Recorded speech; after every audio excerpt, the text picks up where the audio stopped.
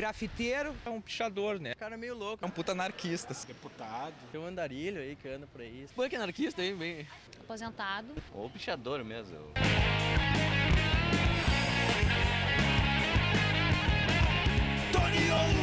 Bom, o Toniolo é uma figura que já faz parte das lendas urbanas de Porto Alegre. Uma figura excêntrica, folclórica, diferente.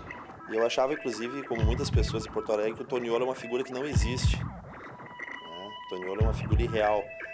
Agora não, pesquisando, eu pude verificar que o Toniolo não apenas é uma figura real, como uma figura que está muito relacionada a Porto Alegre mesmo.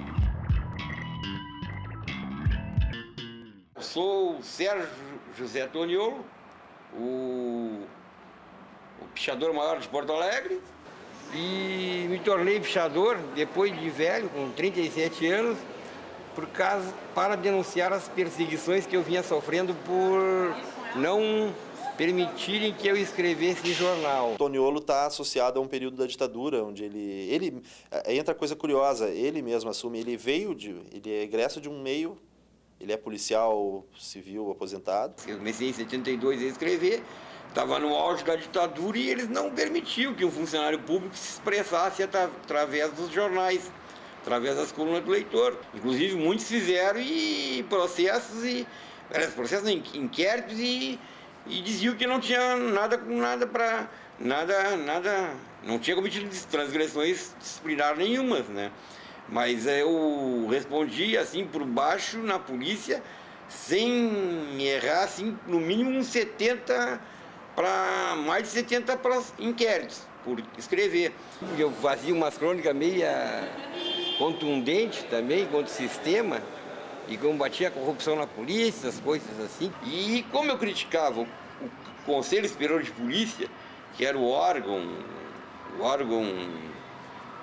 que promovia os policiais civis, e o Conselho Superior de Polícia era presidido pelo chefe de polícia, eu estava criticando o chefe de polícia diretamente, eu não botei o nome dele, mas é diretamente.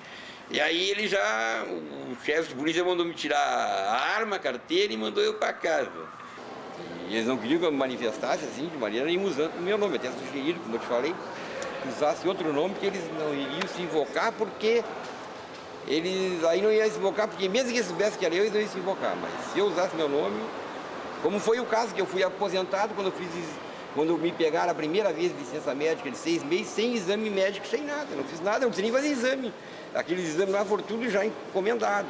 Então eu disse, com a recente promoção do vereador Cleão Guatimozin a comissário de polícia, ficou bem claro quais os critérios adotados nas promoções da Polícia Civil Gaúcha.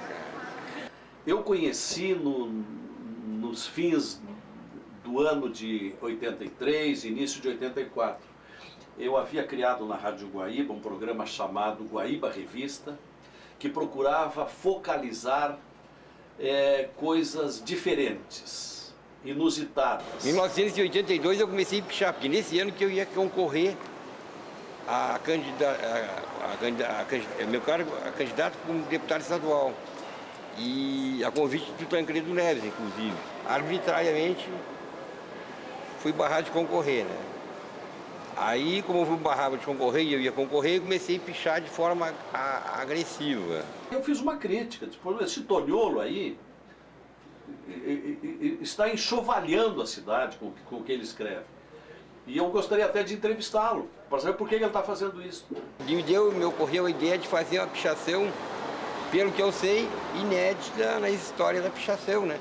Que foi com hora marcada. E aí ele deu uma entrevista dizendo que aquilo era uma filosofia de vida, era um estilo que ele tinha adotado e que ele no dia seguinte ia pichar o Palácio Piratini.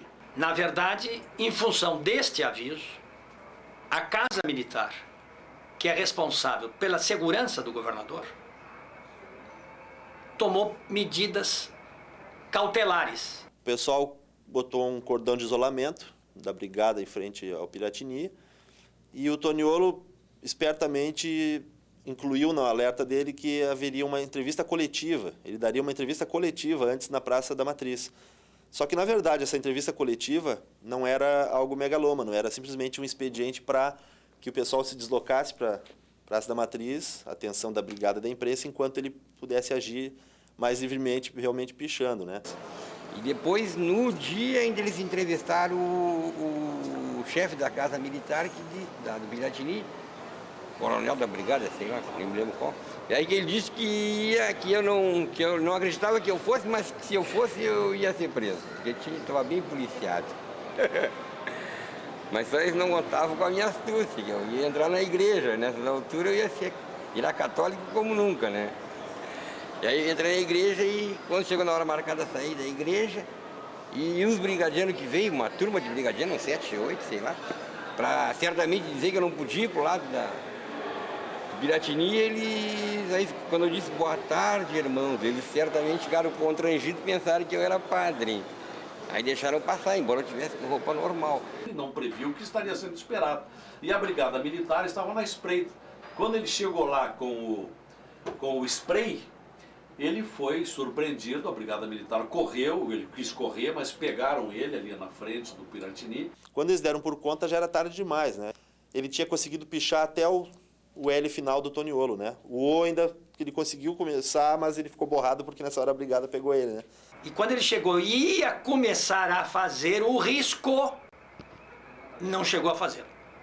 Que foi acionado o dispositivo de segurança e ele foi convidado a sair de frente do Palácio Piratini. Quando eles viram que eu estava pichando, não acreditaram e correram daquele jeito, né? Que negócio, a Brigada pega, eles perneiam e levaram ele direto pro Hospital Psiquiátrico São Pedro, né? Fui entrando na frente, já chegou lá bem lá dentro, fui me adiantando aos policiais e entrando e já saí por uma porta, indo pela outra e me mandei. Seria muita falta de segurança de um governo que permitisse que fosse atingido o patrimônio público. Coisa que não ocorreu, justamente porque ele avisou. Isso é um grito contra essa falta de liberdade que tem aqui das pessoas se expressarem. E o muro, eu acho que o muro é do povo. Os muros são do povo. E é o único lugar que o povo tem para se expressar.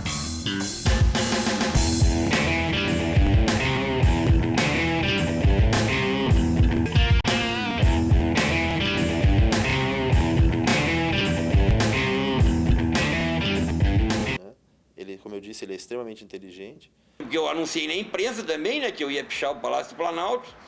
Aí chegou, e eu saí daqui, de ônibus, né, de ônibus de linha, no banco 2, e anunciei pela imprensa que eu ia no banco 2, inclusive eu anunciei mandei correspondência para o Jornal de Brasília, o Correio Brasiliense, para a Última Hora de Brasília, enfim, todos os jornais do Brasil, o Globo, enfim, todos os jornais do Brasil. A Polícia Federal parou o ônibus. Os caras tudo de metralhadora lá, um monte de polícia, tudo de metralhadora, pararam o ônibus de noite e disseram que era uma inspeção de rotina que eles iam fazer no ônibus, mas que não iam prender ninguém. Aí quando eles disseram, já de antemão que não iam prender ninguém, que era só de rotina, eu digo, não, vocês vão prender a mim. Vieram para prender a mim. Eles iam só fazer o levantamento de mim ali e não iam me prender. Mas aí, como eu fiz o blá blá blá e bororó, aí eles pegaram e me levaram para fora para me interrogar, para saber no ônibus quem é que estava o meu contato para avisar a imprensa.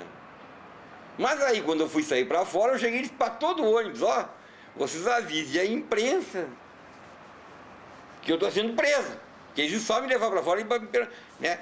Aí o seguinte, chegou ali fora e eles perguntaram para mim quem é que era o meu contato dentro do delegado Chula. Quem era o meu contato dentro do ônibus para avisar a imprensa? Eu digo, olha, delegado, o meu contato dentro do ônibus é todo o ônibus, sorprende todo o ônibus agora. Frente todo o ônibus, fica à vontade. E aí já fui preso ali mesmo, já fui ali preso, já me levou ali, né? Porque eu praticamente obriguei ele a me prender ali. Porque eles me prendem depois, ninguém vê, ia ser pior. Mas curiosamente, no dia seguinte apareceu uma pichação em Brasília escrito Toniolo, né? Algum fã, algum admirador na capital federal fez o serviço que ele não pôde fazer, né? Ele queria saber quem é que é meu contato lá, porque eu não tinha dinheiro. Eu digo, vocês que me dão casa e comida. Me deram casa e comida e avião de volta depois. E inclusive fiquei preso lá no hospital. E aí também eu comecei, aí no hospital, pichando tudo lá dentro, né? Eu pichava tudo. Porque para pichar não é preciso ter spray, né? Um pedrinha, eu pegava uma pedrinha e tão no chão. Pum, nas paredes, tudo que era lugar eu botava, Toniolo. Porque no início eu estava solto lá dentro do hospital. Assim, nos ossos. Depois no fim eles botaram eu num lugar reservado, numa sala lá que era um consultório médico. E eles botaram ali para ficar mais isolado e sempre com gente lá dentro. E inclusive eu não pichei, mas eu não mostrei para vocês, mas os jornais da ocasião lá também, independente de um louco ter pichado lá, que não sei quem foi, e independente disso eu já pichei sem pichar, porque os jornais noticiaram lá, assim, em charge, aquele negócio de charge, né? Em charge, eu pichando ali, em charge, mas... Então eu fiz o barulho sem pichar. Aí sim é importante a questão do mito, é onde o mito extrapola a questão da transgressão em si para se tornar algo aceito socialmente e até visto de uma maneira condescendente, né?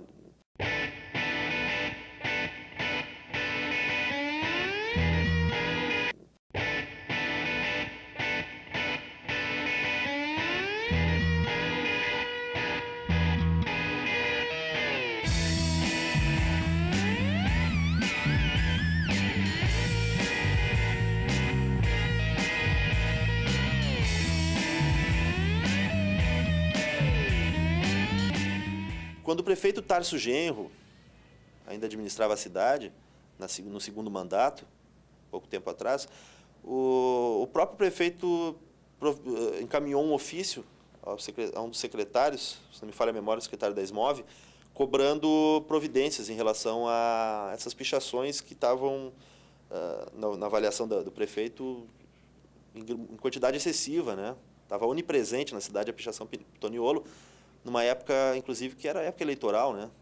Ele, na ocasião, prefeito de Porto Alegre, o meu acusador, e ele tirou fotos que tinha o meu nome nas paredes, e essa aqui é a prova. E o que aconteceu é que não se sabe como o Toniolo teve acesso a esse documento, ele conseguiu uma cópia desse dossiê, vamos chamar assim. Nesse dossiê constavam várias fotos das pichações dele na cidade. Esse dossiê foi encaminhado à justiça, talvez até nesse momento ele tenha conseguido uma cópia, e ele prontamente compareceu à justiça para depor, munido de um dossiê que ele, com fotos que ele mesmo bateu com uma máquina emprestada, onde apareciam imagens das pichações escritas Tarso Genro, né?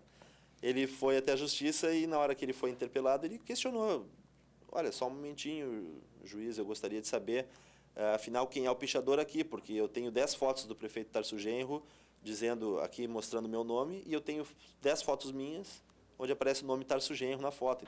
Tirei fotos de onde ele tinha sujado, com pichações de cartaz e sujeira, e botei no processo também, para ver se a justiça vai fazer o mesmo critério. Mas a justiça, como todos sabem, tem 2 pesos e 2 medidas. No bairro ele chegou a ter uma espécie de escolinha de pichação. Assim.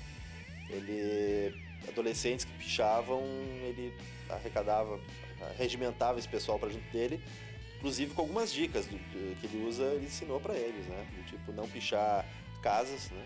Pichar sempre patrimônios públicos, nunca casas, porque a teoria dele é que enquanto tu pichas um patrimônio, uma casa, tu vai estar sempre sujeito à rejeição. As pessoas não gostam de pessoas que picham casas.